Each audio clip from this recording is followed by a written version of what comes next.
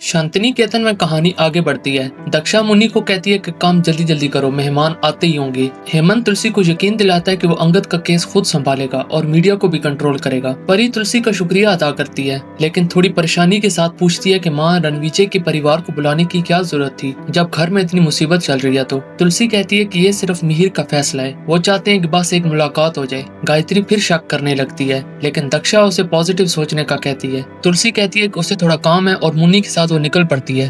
दूसरी तरफ आई पैसे लेकर नाच रही होती है। वो बहुत खुश है क्योंकि उसने सीसीटीवी फुटेज डिलीट करवाकर पैसे ले लिए हैं। उसके साथ नितिन की बीवी भी खुशियां मना रही होती है। दोनों सोच रही होती है कि उन दोनों का प्लान कामयाब हो गया, लेकिन तभी तुलसी और मुन्नी वहां आ जाती हैं। तुलसी घर के अंदर आ जाती है और आई प्रिटेंड करती है कि वो मराठी है और मराठी ही समझती है। तुलसी तुरंत मराठी में बात करने लगती है और कहती है कि उसे वो फुटेज चाहिए जिससे उसके बेटे की बेगुनाही साबित हो सके। आई झूठ बोल देती है, उसने तुलसी को कभी कॉल की ही नहीं और घर से निकल जाने का कहती है। तुलसी कहती है कि ये शायद गलत घर है। मुन्नी रिक्शा लेने जाती है। जैसे ही तुलसी निकलने लगी होती है तो उसकी साड़ी एक पौधे में अटक जाती है। तभी वृंदा उसकी मदद करने के लिए आती है और तुलसी उसकी आवाज पहचान लेती है। तुलसी तुरंत वृंदा से पूछती है कि क्या ये वही लड़की है जो फोन पर हमने देखी थी। वृंदा पहले कतराती है और कहती है कि शायद कोई गलत फहमी है, लेकिन तुलसी जिद पकड़ लेती है और कहती है कि उसका बेटा मुश्किल में है, उसे सच बताना ही होगा। वृंदा के दिमाग में उसकी आई की बातें घूम रही थी कि तुमने अपना मुंह बंद रखना है। वृंदा उसकी आंखों में सच्चाई देखकर हिल जाती है, लेकिन कुछ कहने से पहले आई वापस आ जाती है। शांतनी केतन में सब तैयारियां हो चुकी होती हैं।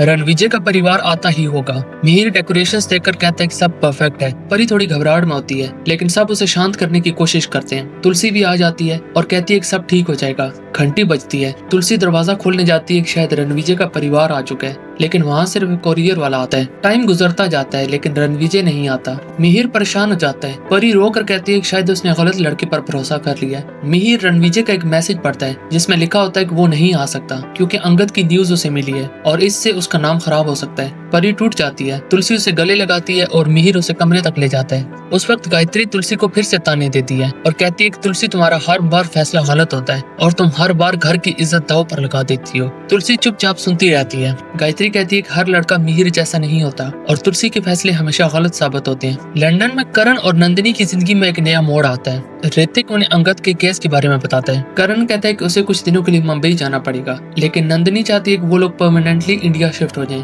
करण कहता है कि उनकी जिंदगी, बिजनेस और बच्चे सब यहाँ सेटल्ड हैं, लेकिन नंदिनी उसे भरोसा दिलाती है कि हमारा कल्चर और रूट्स इंडिया में हैं। करण और नंदिनी डिसाइड करते हैं कि वो मुंबई जाएंगे, कम से कम कुछ दिनों के लिए। शाम में मिहिर और तुलसी एक साथ बैठे होते हैं, लेकिन इतने में उन्हें एक खबर मिलती है कि समीर ने अपना गुनाह कबूल कर लिया है। अंगद बेगुनाह साबित हो गया। तुलसी के चेहरे पर आंसुओं के साथ मुस्कान आ जाती है और उनके घर में खुशियां फिर से लौट आती हैं।